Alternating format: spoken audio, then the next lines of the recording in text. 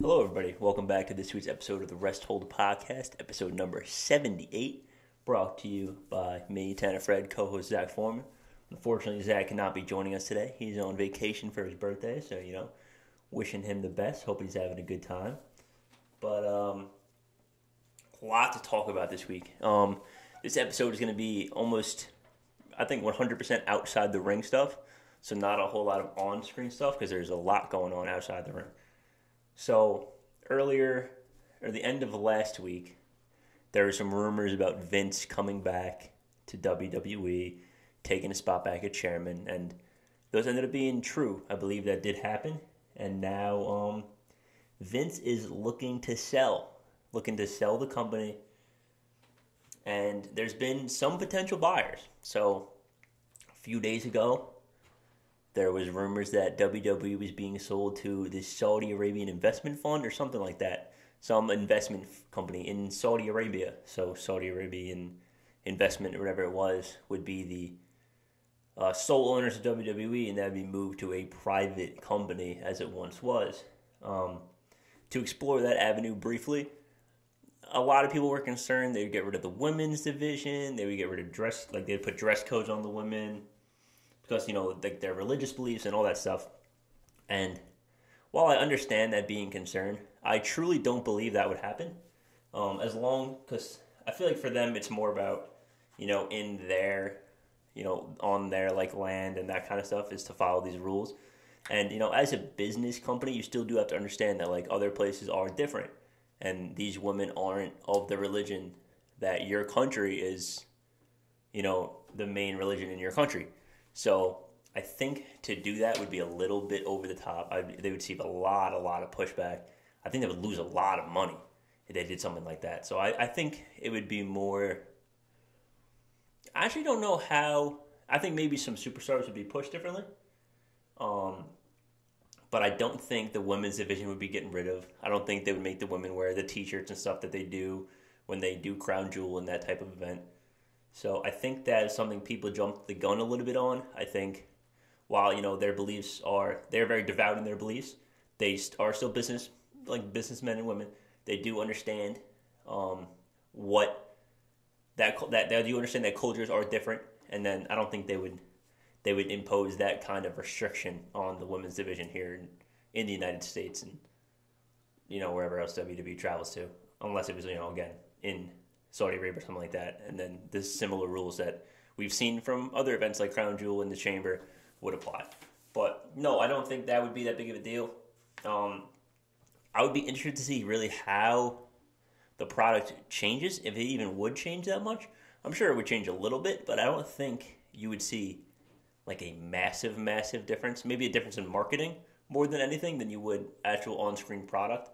Again, maybe some people would be pushed a little bit differently, but again, I don't think you would see anything crazy at the top. I don't think championships would change that drastically. I don't think it'd be too different than what it is now. But again, we don't know until it happens. And then the other rumor that has been coming out in the last 2 or 3 days is that Shaha, I believe his name is. I apologize if I messed that up, but him and Tony Khan and his father are apparently interested in purchasing WWE and merging AEW and WWE. Now, a lot of the AEW fans were like, oh yeah, we won, blah, blah, blah, we're happy, but even if someone were to be an AEW fan, a lot of the things that they preached early on, especially in AEW, was, competition is good, it breeds better product for both sides, this, that, and the other thing.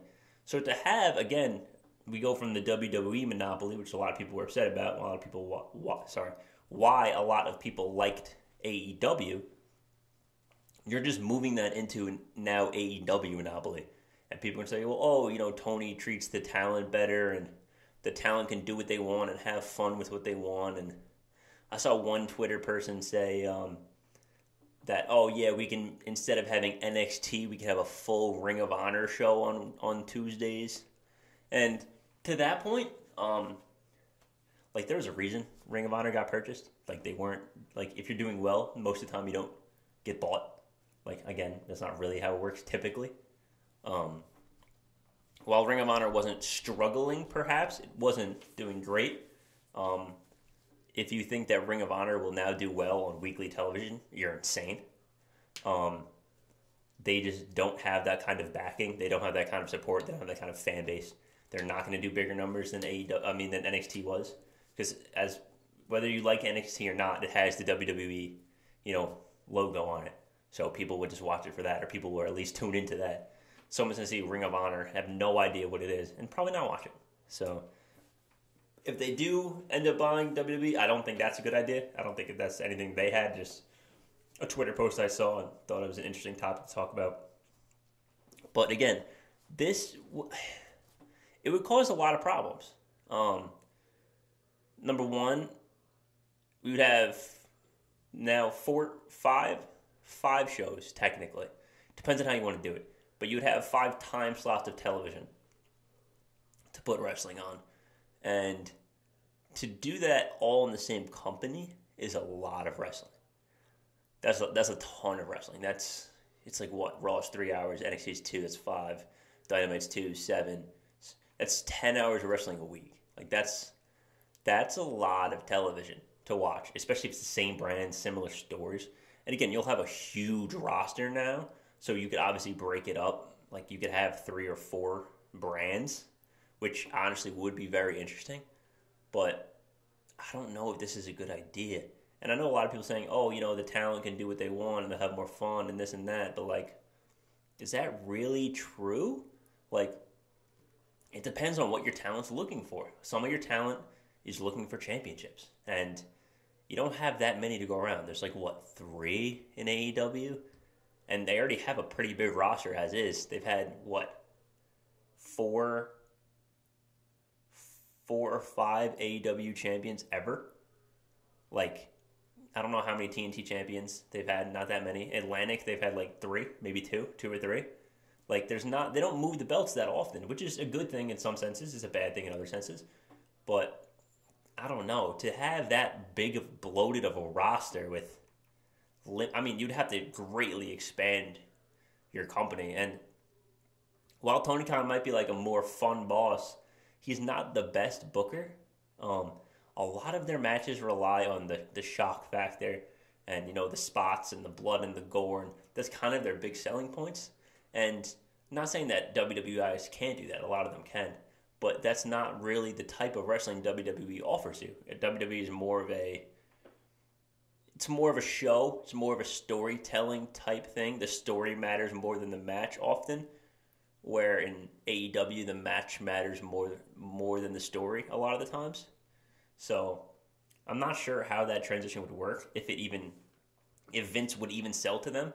You get to run into the problem if the Khans offer a deal that you can't refuse, Vince as the primary shareholder has to take it legally, because I forgot there's a rule that like you have to do what's best for your shareholders regardless of personal bias. This is kind of what happened with the Elon Musk takeover of Twitter, about he gave them an offer that they legally could not refuse because it was so much higher than what they would actually get for the company, and you have to do this responsibility for your shareholders. So that's just something to think about moving forwards. We got the Royal Rumble coming up pretty soon. I believe it's in a week from Saturday. It might be 2 weeks from Saturday. I'll check on that.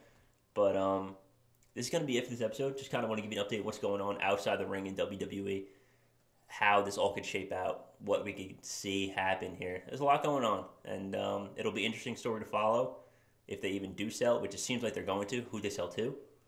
But thank you guys for tuning in.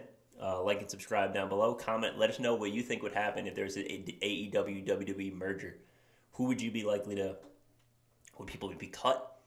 Would you like that type of monopoly? How would they do the brands? How would they do 10 hours of television across 5 shows? Let us know what you think in the comments. Twitter and Instagram at @Wrestle_pod in the description down below, as is our Apple Podcasts and Spotify if you prefer to listen on there. Thank you guys again for tuning in. We appreciate you sticking with us, and peace.